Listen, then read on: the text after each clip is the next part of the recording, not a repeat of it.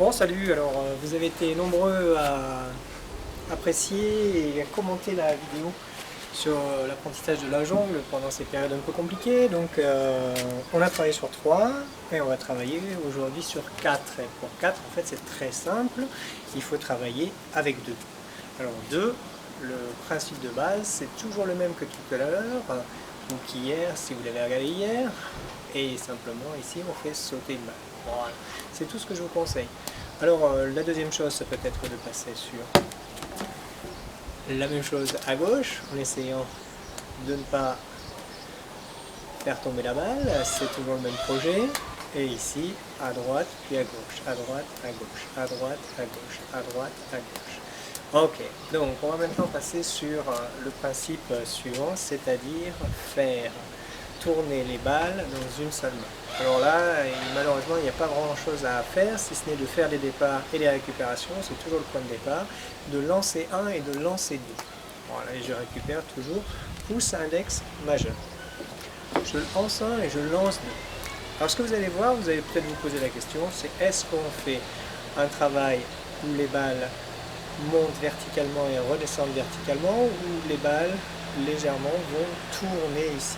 Et c'est ce que je vous conseille, parce que quand on passera de 2 à 4, eh bien vous verrez que si vous ne respectez pas cette consigne, les balles ont tendance à venir s'entrechoquer, alors que là, elles vont tendre à aller vers l'extérieur et du coup ont moins de chances de collision. Vous voyez ça?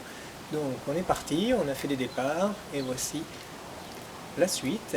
Donc vous voyez qu'il y a un léger mouvement vers l'extérieur. Et ça, bien sûr, eh bien, vous allez faire à droite comme à gauche. Et donc deuxième, même chose ici. Voilà. Alors si vous avez ça, bah déjà vous avez le principe de jongle à 4 balles, c'est-à-dire pouvoir travailler 2 balles à droite et 2 balles à gauche. Il existe des endroits, des techniques où on va croiser les balles, mais pour l'instant, le plus simple, c'est de penser en termes de principe, c'est-à-dire que quand on est avec des nombres impairs, les balles vont se croiser, et quand on est en nombre pair, les balles vont rester de chaque côté dans une seule main. Voilà. Alors, si on passe avec 4 balles, eh bien, vous allez comprendre qu'on va travailler nos départs. Si vous n'êtes pas trop assuré, vous pouvez travailler avec 4 balles ici, et travailler juste la première, puis ensuite première, deuxième. Okay, vous voyez qu'on a bien des cercles qui vont vers l'extérieur, et donc les balles risquent moins de s'entrechoquer. 1 et 2. Okay. Alors quand vous avez ça, eh bien, vous connaissez la technique, on en avait parlé l'autre jour. 1, 2, voilà, pas comme ça, on va essayer de jouer un peu moins avec les arbres. 1, 2, et puis je recommence jusqu'à en avoir plusieurs. Ok, bien. Alors bien sûr, vous dites ouais c'est sympa, mais on voit vraiment que c'est dans les deux mains que se trouvent les balles, et donc du coup on a l'impression qu'on jongle avec une balle, 2 balles dans une main et 2 balles dans l'autre. Alors effectivement c'est ça, mais on peut un peu tromper notre spectateur et essayer maintenant de désynchroniser.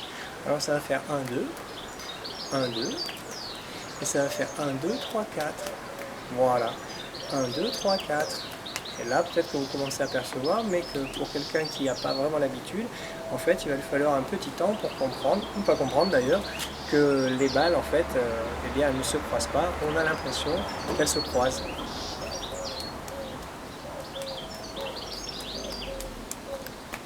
Et bien voilà.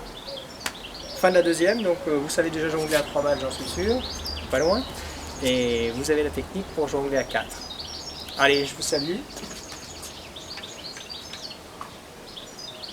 Et puis, bonne jonglerie!